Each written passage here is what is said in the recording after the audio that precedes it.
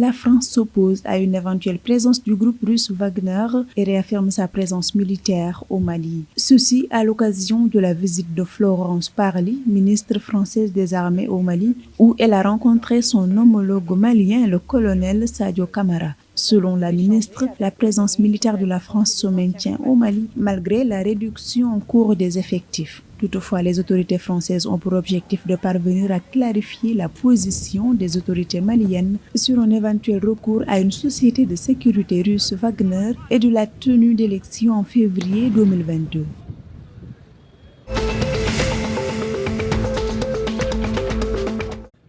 Dans le but de renforcer son armée pour mieux lutter contre les organisations terroristes, le Burkina Faso a adopté un projet de loi portant autorisation de ratification d'un accord de coopération avec la Turquie dans le domaine de l'industrie de la défense. Ainsi, le pays envisage de renforcer les capacités de son industrie de la défense, notamment dans les domaines du développement, de la production, des achats, de l'entretien des biens et des services de défense et de soutien technique et logistique. Cette coopération dans le domaine de l'équipement militaire entre les deux pays a permis au Burkina Faso de se doter récemment d'équipements et de véhicules de défense turcs.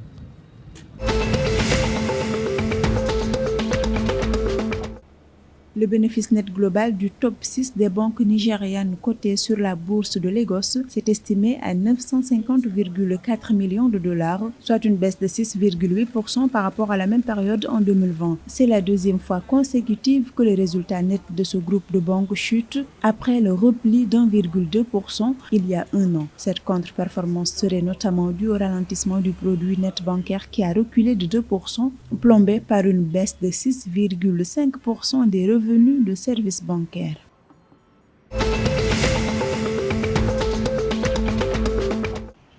Le Sénégal table sur une production de fruits et légumes de 2 millions de tonnes d'ici 2023. Dans l'atteinte de cet objectif, le pays devrait produire 350 000 tonnes supplémentaires de légumes et de fruits par an, indique la Direction nationale de l'horticulture. Selon les données officielles, la filière horticole sénégalaise a déjà vu sa récolte progresser de plus de 300 000 tonnes dans l'intervalle de 3 ans entre 2013-2014 et 2016-2017.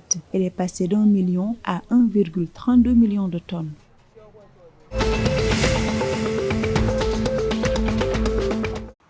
Dans le cadre de son industrialisation, le Togo abrite désormais une société d'assemblage de motos électriques et de triporteurs. La firme a lancé ses activités lundi 20 septembre dernier. Les populations pourront maintenant disposer de motos, de tricycles à peu de frais avec de véritables possibilités de réduction des coûts d'entretien des équipements, en croit le ministère chargé des Transports du Togo. Avec une production destinée au marché local, la structure a une capacité future de 1000 véhicules par jour.